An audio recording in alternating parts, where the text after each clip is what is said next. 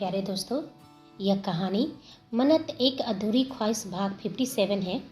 उम्मीद करती हूँ कि आपको मेरी कहानी पसंद आ रही होगी। चलिए हम इस कहानी में आगे बढ़ते हैं। समुद्र आज अजीब तरह से शांत था, जिससे तूफान आने से पहले की खामोशी। रात के अंधेरे में दूर क्षितिज पर एक ब्लैक शैडो उभरा। बस पानी को चीरती हुई एक हाई स्पीड बोट के आगे खड़ा था Vedansh Rathore. Black coat, white shirt, चेहरे पर कोई भाव नहीं, आंखों में सिर्फ ठंडा फैसला। उसके पीछे कबीर शेखावत और मयंक खड़े थे।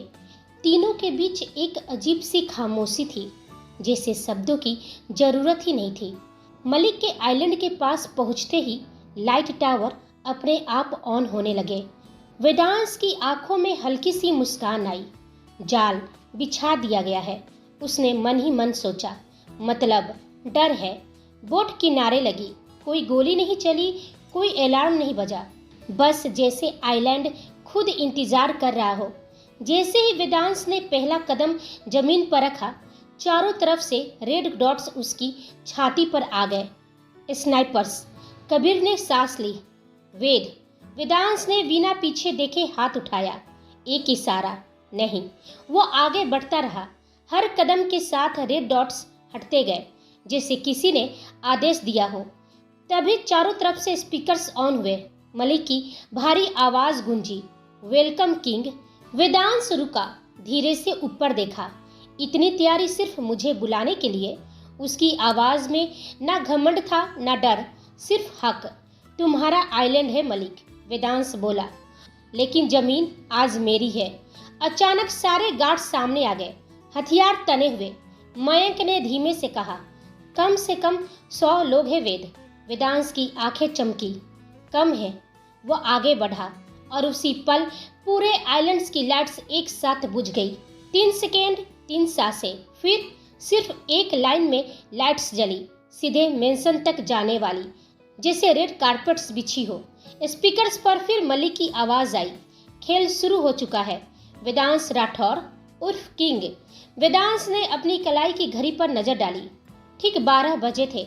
वह बोला, नहीं मलिक, खेल खत्म होने आया है। और वह सीधा मेंशन की तरफ बढ़ गया। पीछे एक एक करके मलिक के आदमी गिरने लगे, बिना शोर, बिना चेतावनी, जैसे मौत ने साइलेंसर लगा रखा हो। वहीं दूसरी ओर शेखावत मेंशन। पंखुरी के कमरे में आज हवाओं में भी एक अलग सी मिठास थी। रिपोर्ट टेबल पर रखी थी, जो गवाही दे रही थी कि शेखावत खानदान का चिराग जल्दी इस घर को रोशन करने वाला है। दिव्या जी ने जैसे यह खबर सुनी, उनकी आंखों में ममता छलक पड़ी। उन्होंने तुरंत पंखुरी की नजर उतारी और उसका हाथ थाम लिया। दिव्या जी ममता से बोली, पंखुरी बेटा, अब से तुम सिर्फ आराम करोगी, एक कदम भी खुद से नहीं चलोगी। जो चाहिए बस आवाज देना। पंखुरी मुस्कुराते बोली, माँ, अभी से इतना रेस्ट, मैं तो बोर हो जाऊंगी। और कबीर भी पास नहीं है। यह सुनते ही कमरे में हल्की सी हंसी गूंज उठी। ललिता जी आगे बढ़ी और बड़े लाड़ से पंखुरी के सिर पर हाथ रखा। बोर कैसे होने देंगे बेटा? डॉक्टर ने कहा है कि तुम्हें अब सिर्फ अपनी सेहत और खुशियों का ध्यान रखना है। फिजिकल वर्क बंद, पर फरमाइशें चालू। हम सब है ना तुम्हारे पास, और कबीर भी जल्दी वापस आ जाएंगे। पंखुरी की आंखें भर आई। उसे अपना वो सपना याद आ गया, जब उसने सोचा था कि उसका ससुराल उसे पलकों पर बिठाकर रखेगा। आज वो सपना हकीकत बन चुका था। दिव्या जी बोली, चलो अब बहुत हुआ इमोशनल होना। तुम हमें हमारे घर की सबसे बड़ी खुशी देने वाली हो। अब चुपचाप सो जाओ। सबके जाने के बाद कमरा शांत हो गया। पंखुरी ने खिड़की की ओर देखा और धीरे से बुदबुदाई, यह मनु भी ना, शेखावत मेंशन आने वाली है, पर अब तक नहीं आई। इतनी बड़ी खुशखबरी में उसे तो मेरे पास होना चाहिए था। ऐसे कैसे नहीं आऊंगी? दरवाजे से एक खनकती हुई आवाज आई। पंखुरी ने झटके से मुड़कर देखा। मन्नत चौखट पर खड़ी थी। उसके चेहरे पर एक शरारती मुस्कान थी और हाथों में पंखुरी की ढेर सारी फेवरेट चॉकलेट्स का पैकेट। मन्नत अंदर आते हुए बोली, बुआ बनने वाली हूँ। इस खबर ने तो जैसे मेरे पैरों में पंख लगा दिए। मुझे लगा उड़कर तुम्हारे पास पहुंच आऊं। पंखुरी मुंह फुलाते हुए बोली, आखिर महारानी को टाइम मिल ही गया। कहाँ थी तुम? कब से तुम्हारा वेट करी हूँ। मन्नत एक लंबी सांस लेकर सोफे पर बैठते हुए बोली, अरे यार पूछ मत, ट्रैफिक में फंस गई थी। तू तो जानती है ना मुंबई का हाल, एक बार फंसे तो घंटों निकल जाते हैं। पंखुड़ी शरारत से मुस्कुराते बोली, झूठ मत बोल मन्नू, मुझे सब पता है। तू कहाँ बिजी थी? पक्का अपने मिस्टर राठौर की बाहों में होगी, इसलिए दुनिया का होश नहीं रहा होगा। मन्नत ने उसे घूर कर देखा और थोड़ा शर्माते हुए बोली, सटअप यार, कुछ भी बोलती है। पंखुड़ी मन्नत को छेड़ते हुए बोली, अरे अरे, तू इतना शर्मा क्यों रही है? अब तो तुझे जीवन भर मिस्टर राठौर की बाहों में ही रहना है। बस कुछ दिन और, पंडित जी तुम्हारी शादी का मुहूर्त निकालने ही वाले हैं। यह सुनते ही मन्नत का चेहरा शर्म से सुर्ख लाल हो गया। उसे नजरें झुका ली, पर उसके चेहरे की मुस्कान छुप नहीं रही थी। पंखुड़ी जोर से हंसते हुए बोली, हाय हाय, शर्माना तो देखिए हमारी मन्नू का बनता भी है। आखिर अब तुम मिसेज मन्नत वेदांश राठौर जो बनने वाली हो। मन्नत बनावटी गुस्से में बोली, सटअप यार, मुझे चिढ़ाना बंद कर। पंखुड़ी हंसते हुए बोली, क्यों बंद करूं? आखिर मैं तेरी सहेली के साथ साथ तू मेरी ननद भी तो है, हक है मेरा। दोनों सहेलियां खिलखिलाकर हंस पड़ी। कमरे का माहौल खुशियों में भर गया। तभी मन्नत ने थोड़ा संभलते हुए कहा, वी का कहना है कि उन्हें रस्म रिवाजों में ज्यादा दिलचस्पी नहीं है, वे बस डायरेक्ट शादी करना चाहते हैं। पंखुड़ी मुस्कुराते हुए बोली, हाँ, कबीर भी यही कह रहे थे। मिस्टर राठौर का तो बस चले तो वो कल ही तुझे विदा कर ले जाए। वह तो बस शादी में इंटरेस्ट है, बाकी किसी रस्म में नहीं। ऐसे भी बेचारे ने बहुत सब्र किया है। यह सुनते ही दोनों फिर हंस पड़ी। वहीं आइलैंड वेदांश आलिशान हॉल के केंद्र में खड़ा था, स्थिर, शांत, लेकिन अंदर से तन चुका था। मेंशन का सन्नाटा किसी रूहानी कब्रिस्तान की तरह भारी और डरावना था। वह हर परछाई को अपनी पैनी नजरों से स्कैन कर रहा था, पर वहां न मलिक था, न ही राव और जमीर। कबीर ने गन तानते हुए फुसफुसाकर कहा, वेद, पूरा फ्लोर खाली है, यह मुमकिन नहीं है। वेदांश के होठों पर एक सर्द मुस्कान आई। यही तो उस गिदर की फितरत है, अंधेरे में छुपकर वार करना। उसने करक कर आदेश दिया, पोजीशन टेक ओवर। मिनट बीतते रहे। खामोशी किसी जहर की तरह रगों में उतर रही थी। मयंक की बेचैनी बढ़ी। वेद, यह डेथ ट्रैप हो सकता है, हमें यहाँ से अभी निकलना चाहिए। वेदांश की आंखों में प्रतिशोध की ज्वाला भड़की। उसने मयंक को घूरते हुए बोला, किंग हर जाल को बुनना भी जानता है और काटना भी। आज या तो यहाँ मलिक की लाश तड़पेगी या मेरी मौत इस मिट्टी में लिखी जाएगी। पीछे हटना मेरी फितरत नहीं। उसने अपनी गन लोड की, जिसकी गूंज कयामत की दस्तक जैसी सुनाई दी। मलिक, बहुत खेल लिया लुका छुपी, अब सामने आ। देख देख, तेरा काल तेरे घर खड़ा है। तभी छत से एक भारी लोहे का पिंजरा तेजी से नीचे गिरा। साथ ही स्पीकर से मलिक की घिनौनी हंसी गूंज उठी। स्वागत है वेदांश राठौर, मौत के खेल में तुम्हारा स्वागत है। मलिक की आवाज में जहर था। लेकिन मैं जानना चाहता हूँ, आज मेरे सामने कौन खड़ा है? एक बिजनेस टाइकून, माफिया वर्ल्ड का किंग, या एक बेबस बेटा जो अपने बाप को बचाने आया है? वेदांश की मुठ्ठियां कस गई, जबड़ा सख्त हो गया। मलिक उसकी रग रग से वाकिफ था। वह फिर हंसा। तेरी आंखों की बेबसी बता रही है कि आज यहाँ एक बेटा आया है, तो स्वागत है मलिक की दुनिया में, मौत के साए में। वेदांश खामोश था, लेकिन उसकी यह खामोशी किसी महातूफान की आहट थी। उसकी दहाड़ अभी गूंजी रही थी कि दीवारें बिजली की रफ्तार से घूमने लगी। पल भर में पूरा हॉल अवैध बुलेट प्रूफ शीशों के चक्रव्यूह में तब्दील हो गया। मयंक और कबीर ओझल हो गए। चारों ओर सिर्फ परछाइयां थी। अचानक स्पीकर से जिंदा हो उठे। गोलियों की आवाजें, जलते घर की चरमराहट और फिर अधिराज राठौर की एक दर्दनाक चीख। वेदांश का कलेजा मुंह को आ गया। तभी एक शीशे के पीछे लाइट जली। सामने बेरियों में जकरे जख्मों से लदे अधिराज राठौर थे। 25 साल बाद एक बेटा अपने पिता के सामने था। अधिराज राठौर की आंखों में लाचारी थी, पर अपने शेर को जिंदा देखकर एक सुकून भी। उस खामोश सवांत को मलिक की कर्कश हंसी ने तोड़ दिया। जी भरकर देख ले किंग अपने पिता को, क्या पता अगले ही पल ये चेहरा नसीब हो या ना हो। वेदांश की आंखों में लावा उबलने लगा। मलिक फिर बोला, इस भूल भुलैया में थर्मल मोशन सेंसर गन्स लगी है। तेरी हर हरकत, तेरे शरीर की गर्मी ये गन्स महसूस करती है।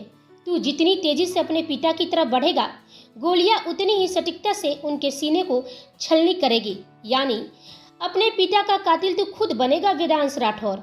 अचानक लाल लेजर बीम्स का एक जाल वेदांश की ओर सरकने लगा। लेजर का एक स्पर्श और पूरा मेंशन बारूद से उड़ जाता। मलिक जहरीली आवाज में बोला, इम्तिहान बड़ा है किंग, वो ब्लैक बुक मुझे सौंप दे और अपने बाप को ले जा। यह मलिक का वादा है। कबीर और मयंक की सांसें अटक गई। अधिराज ने मुश्किल से सिर हिलाकर मना किया, नहीं बेटा, इसे वो ताकत मत देना। हॉल में बर्फीली खामोशी छा गई। तभी वेदांश के चेहरे पर एक ऐसी मुस्कान उभरी जो मौत को भी डरा दे। उसने अपनी दोनों गन कमर में खोसी, आंखें बंद की और बेहद शांत लेकिन गरजती आवाज में बोला, मलिक, तूने शीशे लगाए ताकि मैं रास्ता भूल जाऊं, थर्मल गन्स लगाई ताकि मैं हिल न सकूं, पर तू भूल गया, किंग आंखों से नहीं अपनी रूह की आहट से शिकार करता है। मलिक ने सोचा था कि उसने वेदांश के लिए मौत का अवैध चक्रव्यूह बुना है। उसे यकीन था कि थर्मल गन्स और लेजर बीम्स की इस भूल भुलैया से किंग कभी बाहर नहीं निकल पाएगा। लेकिन वो भूल गया कि वेदांश सिर्फ दिमाग से नहीं अपने जुनून से लड़ता है। धमाकों और टूटते शीशों की आवाजें, धूल और धुएं के बीच से वेदांश का परछाई की तरह बाहर निकलना। कुछ ही पलों में पासा पूरी तरह से पलट चुका था। मलिक के बिछाए हर जाल को वेदांश ने तिनके की तरह बिखेर दिया था। उसकी सूझबूझ और बिजली जैसी फुर्ती के आगे मलिक की हर चाल नाकाम हो गई। अब न लेजर बीम्स थी न थर्मल गन्स, था तो बस मलिक, राव और जमीर, जो अब उसी फर्श पर घुटने के बल पड़े हुए थे। जहां कुछ देर पहले वो वेदांश की मौत का जश्न मनाने वाले थे, उनकी आंखों में अब घमंड की जगह मौत का साफ खौफ दिख रहा था। तभी पूरे आइलैंड में एक भारी यांत्रिक आवाज गूंजी। दीवारों पर लगी लाइट्स खतरे का संकेत देने लगी। काउंटडाउन शुरू हो चुका था। कबीर ने घबराकर चिल्लाते हुए कहा, वेद, अब निकलना होगा। आइलैंड किसी भी पल मलबे में तब्दील हो सकता है। चलो यहाँ से। वेदांश की नजर एक पल के लिए भागती हुई काउंटडाउन स्क्रीन पर गई और फिर वापस मलिक के चेहरे पर आकर टिक गई। उसकी आंखों में कोई हड़बड़ी नहीं थी, ना ही कोई डर। वहां सिर्फ एक बर्फीला फैसला था। उसने हवा में अपना हाथ उठाया और अपने कमांडोज को एक शांत पर जानलेवा इशारा किया। मौत का इंतजार सबको होता है मलिक, पर आज तू अपनी मौत की उल्टी गिनती खुद सुनेगा। मलिक के चेहरे का रंग उड़ गया। उसे एहसास हुआ कि किंग उसे गोली मारकर खत्म नहीं करेगा, बल्कि उसे उसी के बनाए नरक में जिंदा दफन करके जाएगा। वेदांश ने अपने कमांडोज की ओर इशारा किया और बर्फीली लहजे में आदेश दिया, इनकी मौत के साथ इनका साम्राज्य भी पूरी तरह राख हो जाएगा। इन्हें यहीं बांध दो। कमांडोज ने फुर्ती से मलिक, राव और जमीर को मेंशन के मुख्य खंभों से जकड़ दिया। काउंटडाउन की टिक टिक अब और तेज हो चुकी थी।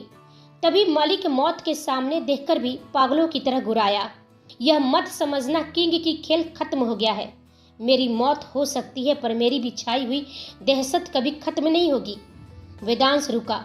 वो धीरे से पलटा और मलिक की आंखों में झांकते हुए बोला, तेरे साथ यह कहानी भी खत्म और तेरा नामो निशान भी।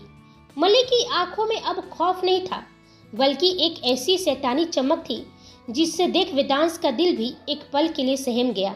मलिक के होठ धीरे से हिले, मानो वो अपनी जीत पर मुस्कुरा रहा हो। वेदांश ने अपने जबड़े भींचे और नफरत से बोला, अलविदा मलिक। उसने कबीर और अपने कमांडोज को इशारा किया और वे सब तेजी से बाहर की ओर भागे। पीछे रह गई तो सिर्फ मलिक की वह डरावनी हंसी और दीवारों पर भागती हुई लाल डिजिटल नंबर्स की उल्टी गिनती।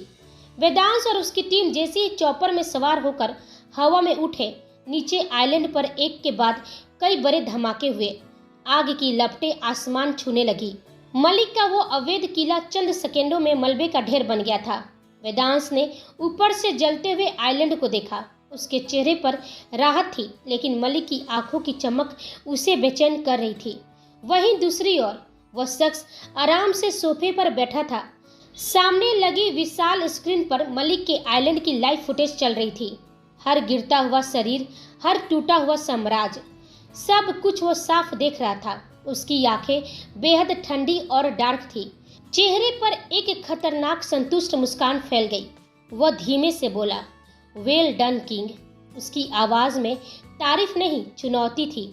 मानना पड़ेगा, तूने साबित कर दिया कि माफिया वर्ल्ड का किंग तेरे जैसा ही चालाक और पावरफुल होना चाहिए। स्क्रीन पर मलिक को जंजीरों में बंधे हुए देखा। उसकी मुस्कान और भी गहरी हो गई। तूने मलिक और उसका साम्राज्य तो जड़ से उखाड़ फेंका। फिर वो हल्का सा हंसा। वह हंसी डर पैदा करने वाली थी, लेकिन खेल अभी खत्म नहीं हुआ है। वह सोफे से थोड़ा आगे झुका। उसकी आंखों में पागलपन उतर आया। तुझे कोई नहीं तोड़ सका, पर अब तू टूटेगा। उसकी आवाज में ठंडा यकीन था। मैं आ रहा हूँ तुझे तोड़ने के लिए, और इस बार ऐसा टूटेगा। उसकी मुस्कान जहरीली हो गई कि इस माफिया वर्ल्ड का किंग बनने का सपना तेरे लिए हमेशा के लिए अधूरा रह जाएगा। वह खड़ा हुआ, स्क्रीन की तरफ देखते हुए बोला, पूरा माफिया वर्ल्ड अब मेरे कब्जे में होगा। नायक किंग नहीं। उसकी आंखें चमकी। मैं बनूंगा। तू चालाक है, चतुर है। फिर उसकी आवाज फुसफुसाहट बन गई, लेकिन मैं वह साया हूँ जो तेरे बिल्कुल पास रहकर तेरी हर सांस गिन रहा हूँ। और सबसे बड़ी बात, वह हंसा। तू आज तक मुझे पहचान ही नहीं पाया। उसकी हंसी कमरे में गूंजने लगी, पागलपन भरी डरावनी हंसी। आ रहा हूँ वेदांश राठौर, तेरे साम्राज्य का अंत करने। स्क्रीन ब्लैक हो गई। वही वेदांश अधिराज राठौर को लेकर मुंबई लौट चुका था। राठौर मेंशन में जैसी खुशियों ने दस्तक दे दी थी। हर कोना, हर दीवार उस पल की गवाह बन रही थी जिसका इंतजार 25 सालों से किया जा रहा था। संध्या जी की आंखें लगातार भींग रही थी। उन्हें अब भी यकीन नहीं हो पा रहा था कि जिस पति को उन्होंने 25 साल पहले खो दिया था, आज वही उनके सामने खड़े थे, जिंदा सांस लेते हुए। उनके हाथ कांप रहे थे। डर था कि कहीं यह सपना टूट न जाए। कांपते हाथों से उन्होंने अधिराज राठौर को छूने की कोशिश की, जैसे यकीन करना चाहती हो कि यह हकीकत है। अधिराज राठौर ने उनकी हथेली थाम ली। सिर्फ वही स्पर्श संध्या जी के सब्र का बांध तोड़ने के लिए काफी था। उधर आयुष स्तब्ध खड़ा था। उसने न कभी अपने पिता का जिक्र सुना था, न कभी कोई तस्वीर देखी थी। जिस इंसान को आज तक वो सिर्फ एक अधूरी कहानी समझता आया, वो आज उसके सामने खड़े थे। उसकी आंखें भी नम थी, हर आंख नम थी, लेकिन हर चेहरे पर चमक थी। इतने सालों बाद अधिराज राठौर का लौट आना इस घर के लिए सबसे बड़ी खुशी थी। अधिराज राठौर के अतीत के बारे में सच बहुत कम लोग जानते थे। नूतन जी, ओम जी, सावित्री जी, वेदांश, मयंक और कबीर। और इसकी वजह भी थी। जब अधिराज राठौर माफिया वर्ल्ड के किंग थे, तब उनका चेहरा हमेशा नकाब में छुपा रहता था। कोई नहीं जानता था कि उस नकाब के पीछे कौन है। इसलिए किसी को यह शक तक नहीं हुआ कि अधिराज राठौर का उस अंधेरी दुनिया से कभी कोई रिश्ता रहा होगा। यही कारण था कि किसी ने यह सवाल नहीं उठाया कि वो इतने साल कहाँ थे। वेदांश ने पहले ही सबके सामने एक वजह रख दी थी, एक ऐसा सच जो झूठ होते हुए भी सच लगता था। उसने बताया कि एक भयानक एक्सीडेंट में अधिराज राठौर की यादाश्त चली गई थी।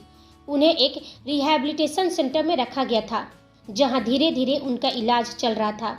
और अब जब यादें लौट आई तो वो घर वापस आ गए। वहीं वेदांश इस वक्त मन्नत को अपनी मजबूत बाहों में लिए खुले आसमान के नीचे खड़ा था। रात की ठंडी हवा उनके चारों ओर घूम रही थी, और ऊपर आसमान में टिमटिमाते सितारे जैसे उनकी कहानी सुन रहे हो। वेदांश के चेहरे पर आज एक अलग ही सुकून था, एक ऐसी राहत जो बरसों बाद मिली हो। आखिरकार उसे उसका सब कुछ मिल गया था।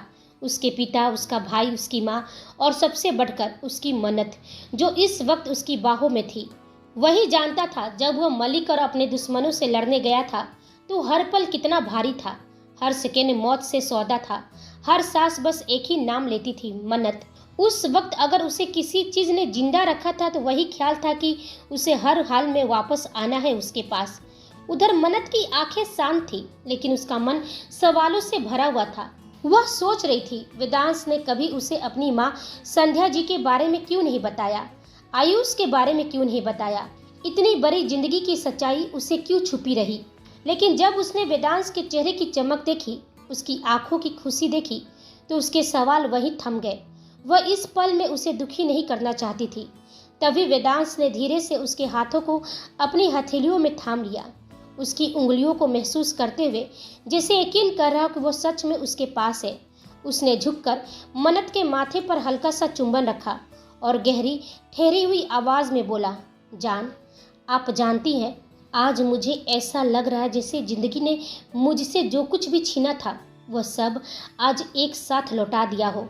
मन्नत ने उसकी छाती पर सिर टिकाते हुए धीमे से कहा, और मैं बस यह देख रही हूँ कि आप कितने खुश हैं। वेदांश हल्का सा मुस्कुराया। उसने उसके बालों में उंगलियां फेरते हुए कहा, क्योंकि आज मेरे पास सब कुछ है जान, और इस सब कुछ में आप सबसे ऊपर हो।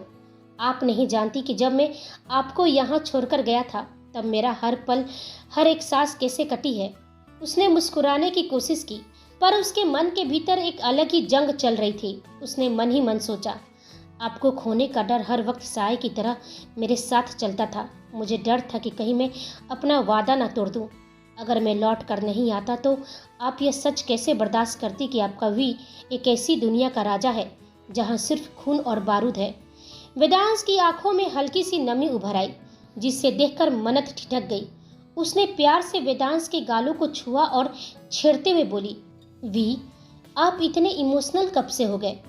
आप तो बड़े पत्थर दिल इंसान बनते थे और अब छोटी छोटी बातों पर भावुक हो रहे हैं। मुझे आपकी आंखों में ये आंसू बिल्कुल अच्छे नहीं लगते। मन्नत ने शरारत से मुस्कुराते हुए आगे कहा, और भला मैं कहाँ भागने वाली थी जो आप मुझे इतना याद कर रहे थे? आप तो मुझे फ़ोन भी नहीं किए। पता है, मैं हमेशा मोबाइल हाथ में लेकर रहती कि शायद अब आपका कॉल आएगा। कई बार मन हुआ कि मैं ही फ़ोन कर लूँ, पर फिर सोचती थी कि आप किसी ज़रूरी मीटिंग में होंगे, पता नहीं कहाँ होंगे। बस यही सोचकर तसल्ली कर लेती कि जब आप फ्री होंगे खुद फ़ोन करेंगे। पर अब सारी शिकायतें खत्म, क्योंकि अब आप मेरे पास हैं, मेरे साथ हैं। वेदांश मन्नत की आंखों में अपने लिए वह बेइंतहा मोहब्बत देख रहा था। उसके दिल का हर जख्म जैसे उस प्यार से भर गया हो।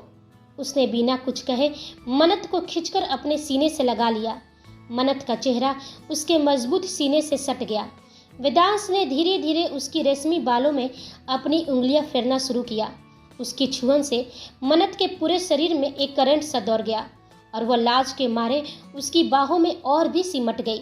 वेदांश ने झुककर उसके कान के पास बहुत ही धीमी और मदहोश कर देने वाली आवाज में फुसफुसाया, बस कुछ और दिन का इंतजार है जान, उसके बाद ये सारी दुनिया मिटने वाली है। मैं आपको जी भरकर प्यार करना चाहता हूँ और वादा है फिर आपको कोई शिकायत का मौका नहीं दूंगा। ये जितनी दुनिया है उस दिन सब खत्म हो जाएगी, कोई बहाना नहीं चलेगा, पूरी रात जगाऊंगा आपको। यह सुनते ही मन्नत का चेहरा और भी शर्म से लाल हो गया। वह पूरी तरह वेदांश की बाहों में दुबक गई। वेदांश को उसका यह शर्माना और उसके करीब आना दुनिया का सबसे खूबसूरत एहसास दे रहा था, लेकिन उसकी आंखों में अभी भी बेचैनी तैर रही थी। किंगडम के सबसे सुरक्षित और गुप्त कमरे में सन्नाटा पसरा हुआ था। वेदांश, कबीर और मयंक तीनों के चेहरे पत्थर की तरह सख्त और गंभीर थे। साथ में शिव भी था। मलिक और उसका साम्राज्य खत्म होने के बाद भी कबीर के मन में एक अजीब सी खलबली मची हुई थी। वह गंभीर स्वर में बोला, वेद, अब और इंतजार करना ठीक नहीं है, हमें उस लॉकेट को खोलकर देखना ही होगा। आखिर आलिया ने उस आखिरी मैसेज में क्या छुपाया है? मुझे डर है कि मलिक का खेल अभी खत्म नहीं हुआ है। याद है आइलैंड पर जब वह घुटनों के बल बैठा था, मौत पास होते हुए भी उसकी आंखें बेखौफ थी।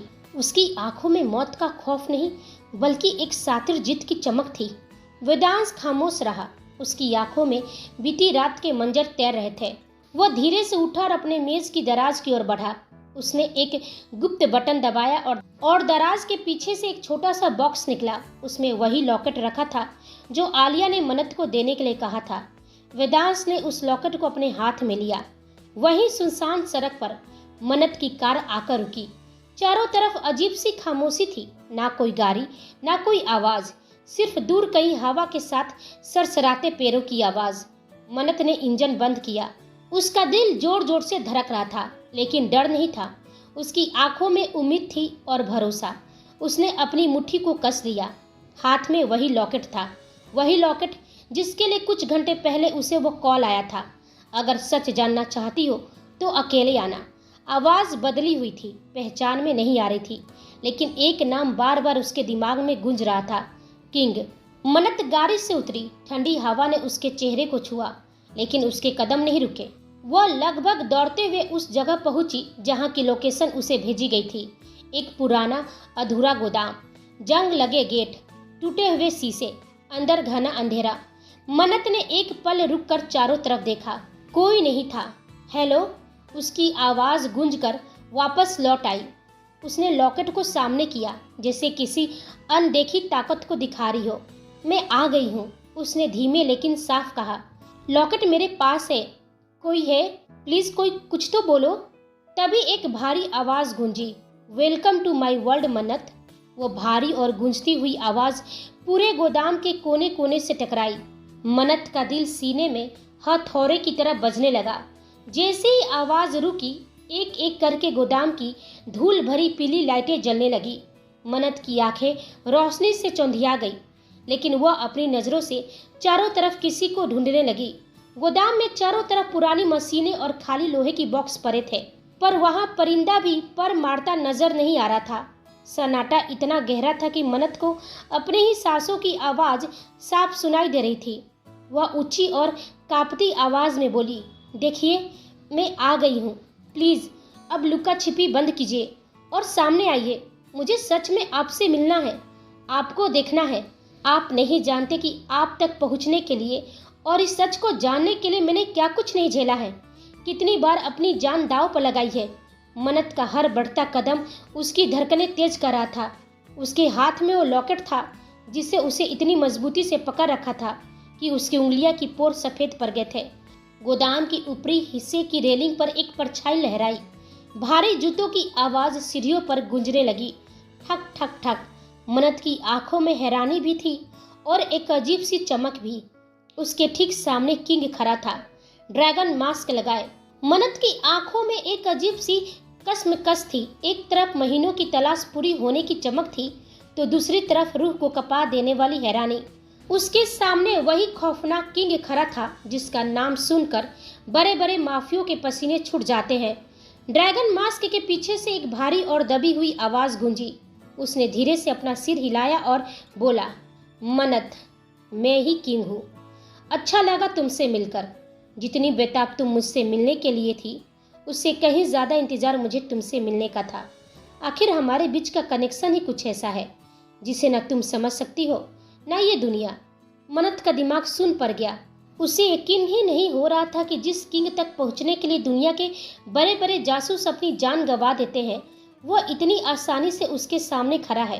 किंग ने उसके चेहरे के भाव को पढ़ लिया और ठंडी हंसी के साथ बोला, ज़्यादा दिमाग पर जोर मत दो। तुम मुझसे आज इसलिए मिल पाई हो क्योंकि यह मेरी मर्जी थी, वरना मेरी परछाई तक पहुंचने की औकात किसी की नहीं है। अब वक्त बर्बाद मत करो।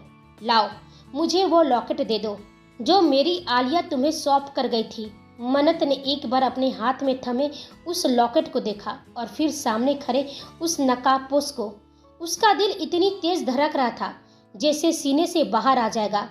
उसकी सांसें उखड़ने लगी, हाथ बुरी तरह कांप रहे थे। उसने कांपती आवाज में आखिर बार पूछा, क्या आप सच में वही किंग है? यह सवाल सुनते ही ड्रैगन मास्क पहने वह शख्स पागलों की तरह जोर जोर से हंसने लगा। उसके वह अट्टहास पूरे खाली गोदाम की दीवारों से टकराकर गूंजने लगी। वह हंसी इतनी खौफनाक और रूहानी थी कि मन्नत का कलेजा कांप उठा। उसे उस हंसी में जीत का घमंड और एक पुराना इंतकाम महसूस हो रहा था। मन्नत के पैर अपने आप पीछे खिसकने लगे। क्या होगा कहानी में आगे? किसके पास है असली लॉकेट, वेदांश या मन्नत के पास? और कौन है यह ड्रैगन मास्क के पीछे शख्स? क्यों वह किंग बनकर आया है मन्नत के सामने? और क्या वक्त रहते वेदांश इस नकली किंग तक पहुंच पाएगा? और क्या है इस नकली किंग का प्लान? यह हम सब जानेंगे अगले एपिसोड में। तब तक आप हमारे चैनल के साथ बने रहिए। लाइक, शेयर, कमेंट और सब्सक्राइब करना बिल्कुल ना भूलें। आप सभी को मेरी कहानी सुनने के लिए धन्यवाद।